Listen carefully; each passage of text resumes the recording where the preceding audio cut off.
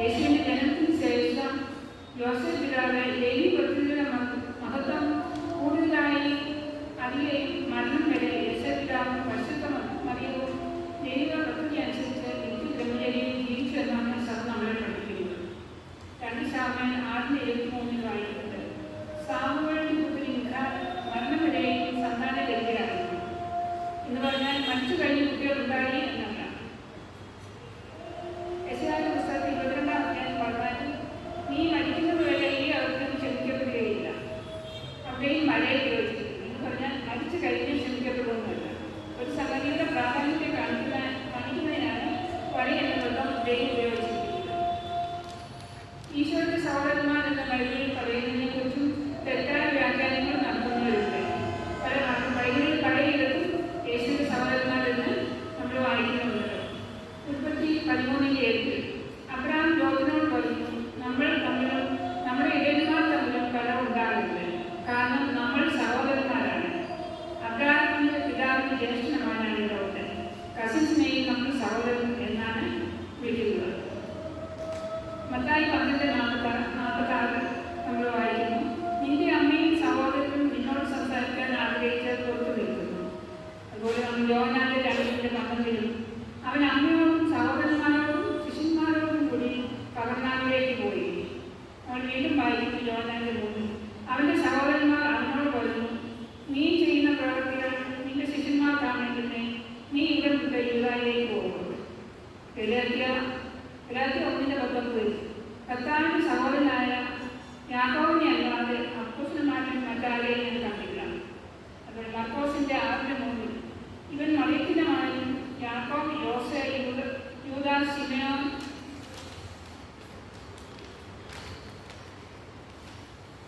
എന്നിവരുടെ സഹോദരനുമായ മരപ്പണിക്കാരനല്ലേ, ഇവന്റെ സഹോദരന്മാരും ഇവിടെ നമ്മോടുകൂടെ ഇല്ലേ.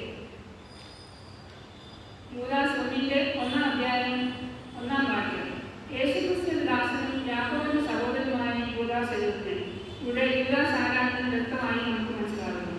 യോഹന്നാൻ 19:25 യേശുവിന്റെ കുരിശിനരികെ അവന്റെ അമ്മയും അമ്മയുടെ സഹോദരിയും ക്ലോപ്പാസിന്റെ ഭാര്യ മറിയവും മക്കന്ന മറിയവും നിൽക്കുന്നുണ്ടായിരുന്നു. ഇവിടെ മറിയത്തിന്റെ സഹോദരി മറിയ.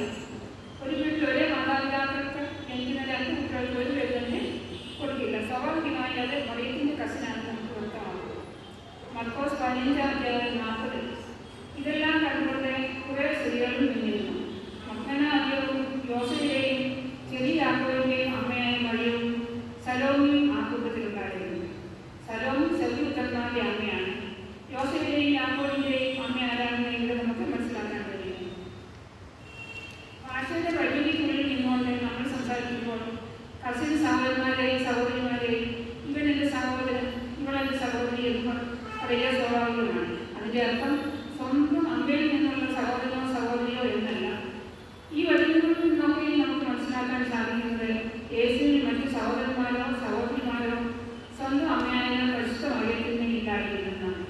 അതുപോലെ പരിശുദ്ധ കന്യകാമറിയത്തിന് യേശു അല്ലാതെ മറ്റൊരു മകനോ അവളോ ഇല്ലായിരുന്നു.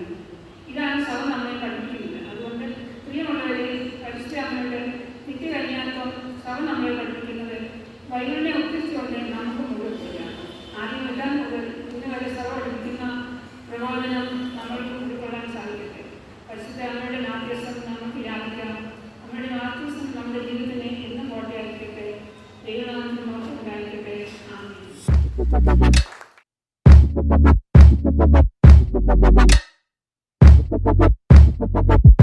ആമേൻ.